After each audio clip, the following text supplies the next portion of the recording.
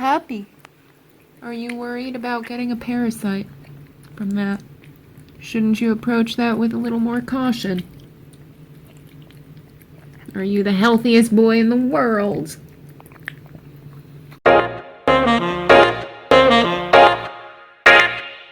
Hey guys, it's Jasmin, and that was Puppy, and today we are going to touch upon one of the most commonly commented assertions or questions ever since the very first how to make raw cat food video, and that question is, won't my cat get parasites from eating raw food? Or one of the most recent favorite comments of mine that I have seen, I'd never give my cat raw food just so they could get worms. I'm gonna stick to Friskies, thanks. And especially to the person who left that latter comment, which I've actually seen a couple of times, may I so kindly suggest that you check out one of the around 100 videos that we have here on the Cat Stuff playlist, because there maybe you can learn about how Friskies or any kind of dry kibble cat food is literally the worst thing that you can provide your cat with nutritionally. But back to parasites, and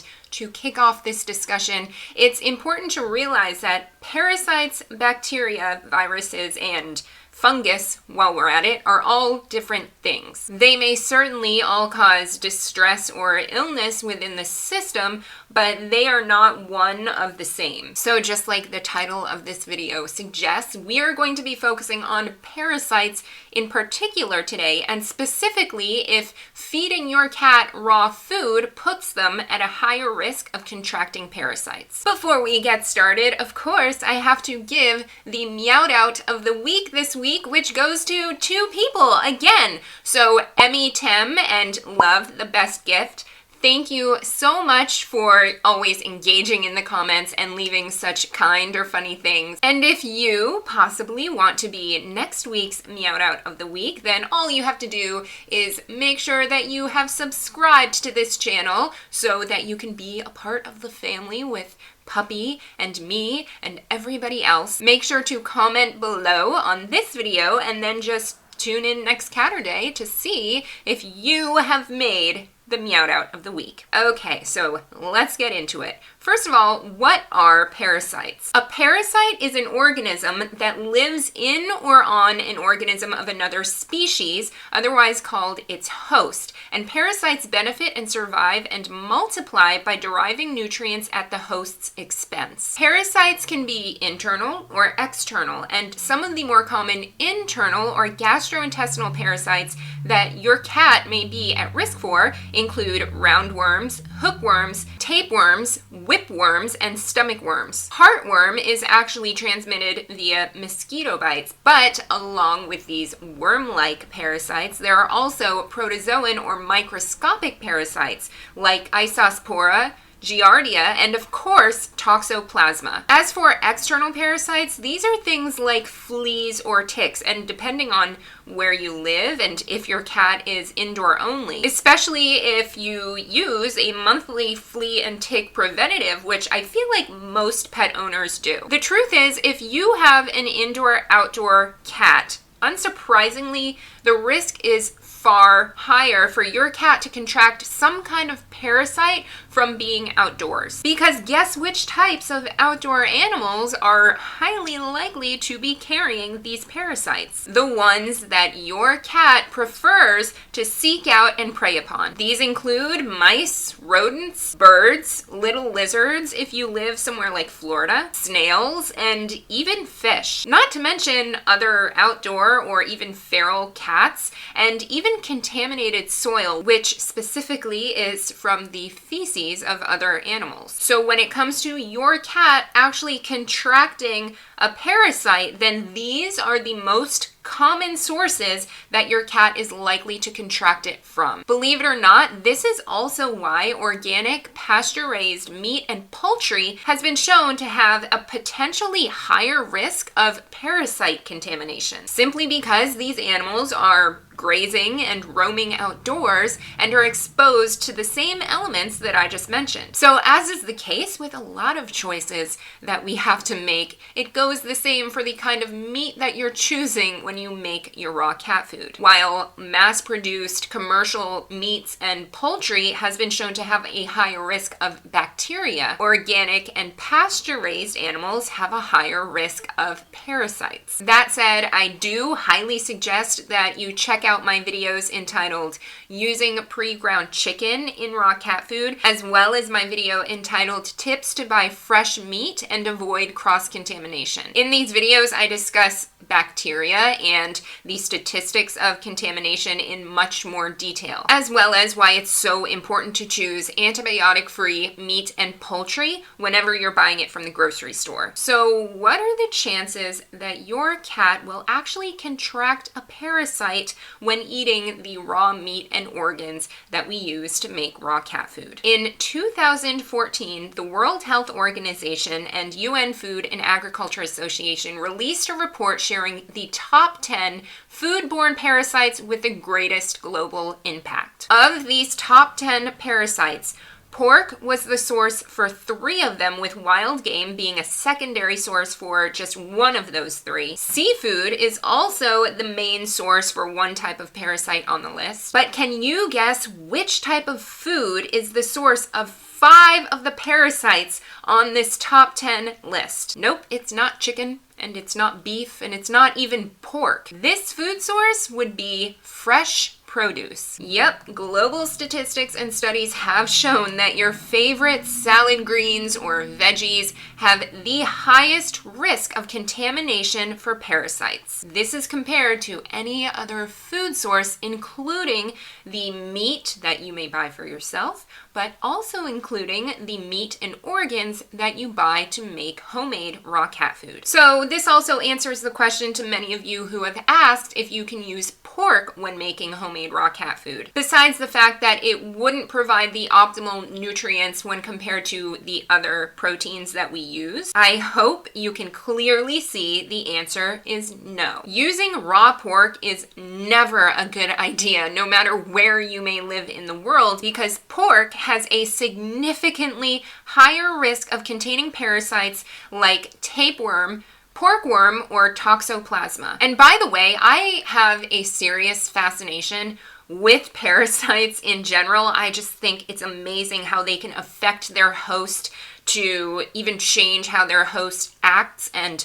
differences psychologically. I don't know if you guys remember, but sometime last year, maybe in the middle of last year, there was all this hype for a minute about toxoplasmosis and toxoplasma in particular, but just a lot of really clickbaity and fear-mongering articles saying things like how the cat parasite can cause schizophrenia in humans, or cat poo parasite helps you take more risks, which I totally make a separate video if you guys are interested in that. So, I mean, just let me know in the comments below. So if you've already learned a lot of the benefits about a raw food diet for your cat, and if you want to get your cat started on this type of food, but you're still finding yourself a little bit concerned or feel like you'll be constantly worried about your cat getting parasites, even after learning all this information and even after doing all the proper purchasing of the best meat that you can and proper preparation and a good solid cleanup, then I just suggest making sure you get regular parasite or worm testing for your cat. Not only is it a simple and great way to gain some peace of mind and assurance, but it's really easy to do in general because it just takes a phone call to your vet to request it, and then you collect a sample of your cat's poop, and then you just have to drop it off at your vet. And typically at vets' offices, I feel like it should cost around $30, but of course that depends on your personal veterinarian. That said, you can even just order a fecal worm test off of somewhere like Amazon, like this one that I found from Perfect Pet Products, which has great reviews and a really fast turnaround. Not only is it cheaper than what it would cost at your vet's office, because this one I think is only like $22.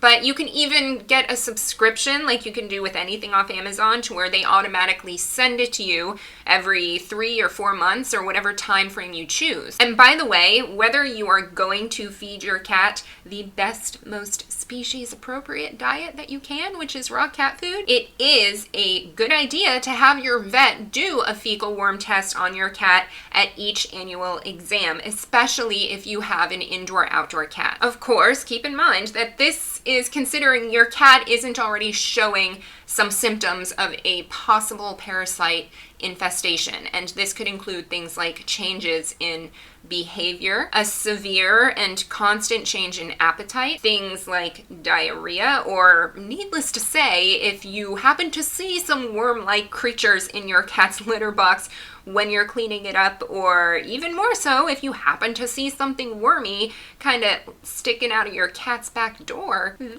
it's probably a good idea to take your cat to the vet as soon as possible. So to sum it up today, even though there's always going to be some risk for any raw, fresh food, whether it's meat or even produce, to contain some kind of bacteria or parasite, if you have an indoor-only cat and avoid feeding your cat pork as a protein, then your cat's chances of contracting a parasite are measurably slashed. As anyone who has already transitioned their cat to a raw food diet will likely attest to, the overall health benefits that your cat can potentially attain through a nutritionally balanced diet of raw food far outweighs the comparatively low risk of a parasite infection. To put it in a little more perspective, you and we as humans have a much higher risk of getting a parasite through eating pork,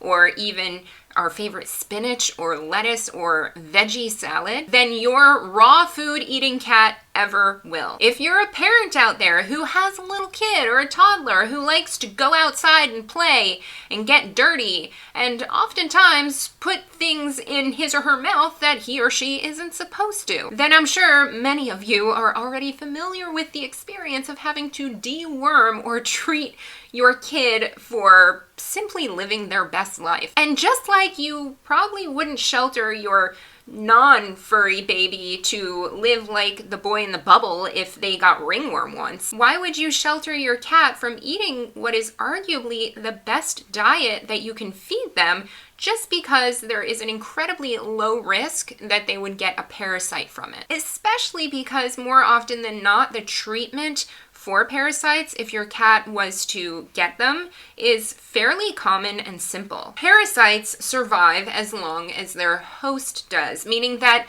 these parasites aren't necessarily trying to kill your cat. This absolutely does not go to say that parasites can't end up being fatal, especially in little kittens or in immunocompromised cats, because if a parasite infection isn't treated properly, then there can absolutely be death caused from it. But as long as you take the proper precautions and keep a lookout for symptoms and regularly get your cat tested for parasites, if your cat does happen to get a parasite, then your vet will be able to provide an effective medication or deworming treatment in order to expedite the problem. Alright guys, I hope that this video helped to bring some clarity to the actual risk that your cat has of getting parasites from raw cat food. If you liked this video and found it helpful, then please make sure to click that thumbs up below, and also definitely to share it with any